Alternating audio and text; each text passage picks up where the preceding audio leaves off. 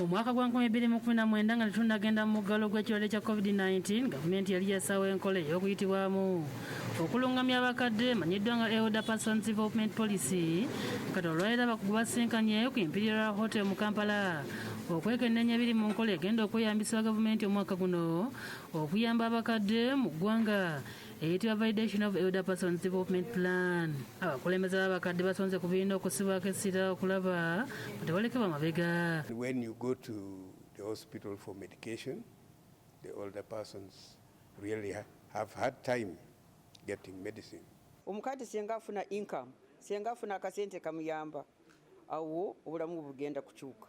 Balomboze ennaku gye balabidde mu muggalo awamu ne bannaabwe ne batuuka okulusuula mu akaba watali ayamba nga ne ssente z'abasuubizi ba gavumenti oluusi zirwawo okutuuka ate nga ntono. The money came after almost 5 months later because of the corona. Baagala gavumenti eyongere ku nsimbi zebawa okuva ku mitwalo 2.5 n'emyaka gwe bazigabira kikendezebweko. 50,000 can be something reasonable for them. Anti ekirala bakafuna batini batono nnyo. Twandisabye gavumenti ekyendeze ku myaka waakire etuuke ku myaka 7.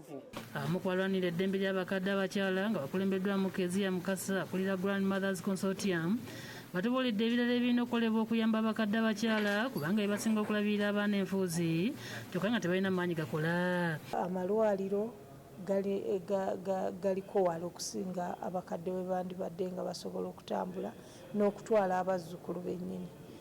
So poliisi eno tugezezaako okwogera okulaba nti bakola ku nsonga ey'okuleeta obujjanjabi kumpi n'abakadde.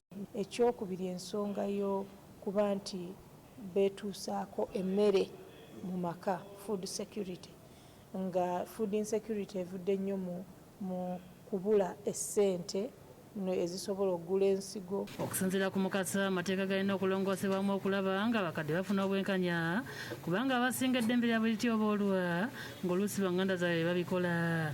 Abandi bayambye bababbako ebyabwe baba abusinga babavumirira. Kale twagala okulaba nti poliisi eno eteekawo eraba nti eteekawo enkola ey'okwogerera amateeka gano gabenga galina affirmative action. Kyokka wano minisita omubeezi w'ekikula ky'abantu era avunaanyizibwa ku nsonga z'abakadde Kidudu Mafaabi abagumizza gavumenti be bamanyi obulungi era ekola buli kisoboka okulaba nga babeera mu bulamu obweyagaza. His Excellency is conscious for the Older Persons Enterprise Fund. He directed for us to be given up to 10 billion. For the budget for the National Council for Older Persons, it was 0.7 of a billion. He has directed to have it go to 3.9 billion. He has also directed for a Myoga fund to have it specifically for older persons because he thinks we can't really work with youths and so on.